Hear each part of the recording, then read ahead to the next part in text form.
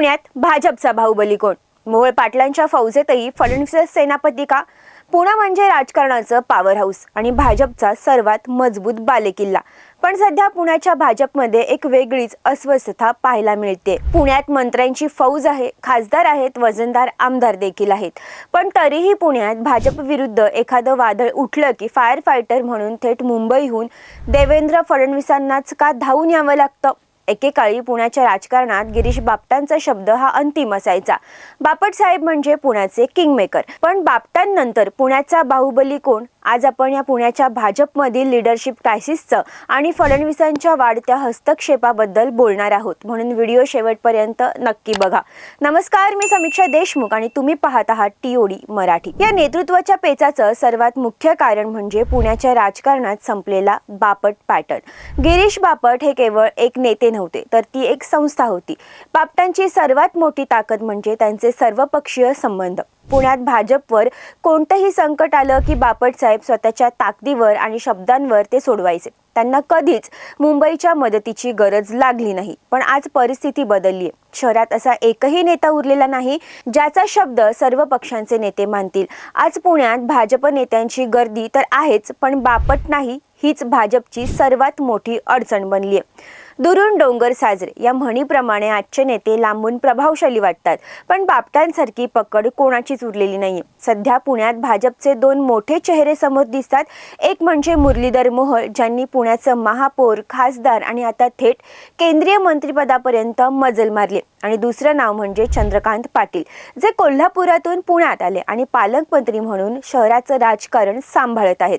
पण इथेच खरा पेच निर्माण होतो. मुरलीधर मोहोळ पुण्याचे लोकल चेहरा आहेत, पण त्यांच्याकडे अजून संपूर्ण शहरावर वचक निर्माण करण्याची ताकद आलेली नाही. दुसरीकडे चंद्रकांत पाटील हे पक्षात जरी मोठे असले तरी त्यांना अजूनही शहरात बाहेरचे म्हणून हिणवलं जातं. याच दोन नेत्यांच्या अंतर्गत ओढाताणीमुळे आणि क्रेडिट वॉरमुळे पुण्याच्या भाजपमध्ये शिस्त उरलेली नाही असं बोललं जातं.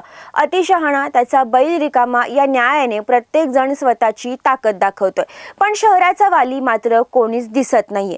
यात सर्वात मोठं टेन्शन आहे ते म्हणजे कसबा पेठ. 28 वर्ष भाजपचा बालेकिल्ला असलेला हा मतदारसंघ गेल्या पोटनिवडणुकीत 11,000 मतांनी हातातून गेला. कसब्यातले सुमारे 40,000 ब्राह्मण मतदार आणि 50,000 OBC मतदारांची समीकरणं जर फडणवीसांना पुण्यात येऊन सोडवावी लागत असतील, तर मग इथल्या स्थानिक नेत्यांनी गेल्या 5 वर्षात काय केलं? कसब्यातला हा पराभव म्हणजे निव्वळ आकडा नाहीये, तर तो भाजपच्या प्रयोगशाळेला लागलेला एक सुरुंग आहे. पुण्यापासून हाकेच्या अंतरावर असलेल्या पिंपरी चिंचवडमध्ये मात्र चित्र पूर्णपणे वेगळं. तिथं महेश लांडगे हे नाव भाजपचा एकटा आणि खंबीर चेहरा म्हणून उभा आहे. समोर अजित पवारांसारखा तगडा विरोधक असतानाही महेश लांडगे एकटे खिंड लढवत ठाण मांडून बसलेत. तिथं फडणवीसांना रोज चक्रा माराव्या लागत नाहीत. मग जी लोकल ताकद महेश लांडगेंनी पिंपरीत निर्माण केली ती पुण्याच्या 7-8 आमदारांना का जमली नाही? पुण्यात पोलीस कमिशनरच्या बदल्या असोत वा कोयता गँगचा धुमाकूळ, प्रत्येक वेळी फडणवीसांनाच पुण्यात ठाण मांडावं लागतं. पुण्याचे नेते फक्त मुंबईच्या इशाऱ्यावर चालणारे फॉलोअर्स बनले आहेत का? पुण्यामध्ये गुन्हेगारी वाढलीये, शहर कोयता गँगमुळे बदनाम झालंय आणि वाहतूक कोंडीने पुणेकर त्रस्त आहेत. हे मुद्दे स्थानिक पातळीवर सोडण्याऐवजी जर प्रत्येक वेळी फडणवीसांकडेच साकडं घातलं जात असेल, तर मग इथल्या स्थानिक नेतृत्वाचा उपयोग काय? बापटांनंतर पुण्याचा खरा दादा कोण हा प्रश्न आजही अनुत्तरित आहे. पुण्यात भाजपला आज अशा नेत्याची गरज आहे जो कार्यकर्त्यांना बळ देईल आणि प्रशासनावर वचक ठेवेल. केवळ दिल्लीत मंत्रिपद मिळवून किंवा मुंबईत पदं भूषवून पुणे जिंकता येणार नाही. जोपर्यंत पुण्याचा नवा बापट तयार होत नाही, तोपर्यंत पुण्याच्या राजकारणाचं रिमोट कंट्रोल हे मुंबईत देवेंद्र फडणवीसांकडेच राहणार. तुम्हाला काय वाटतं? गिरीश बापट यांची जागा मुरलीधर मोहोळ घेऊ शकतील का? आणि फडणवीसांचा पुण्यातील वाढता हस्तक्षेप भाजपसाठी फायद्याचा आहे की तोट्याचा? तुमच्या प्रतिक्रिया कमेंटमध्ये नक्की कळवा. पुण्याच्या राजकारणातील अशाच इनसाइड स्टोरीजसाठी TOD मराठीला सबस्क्राईब करा.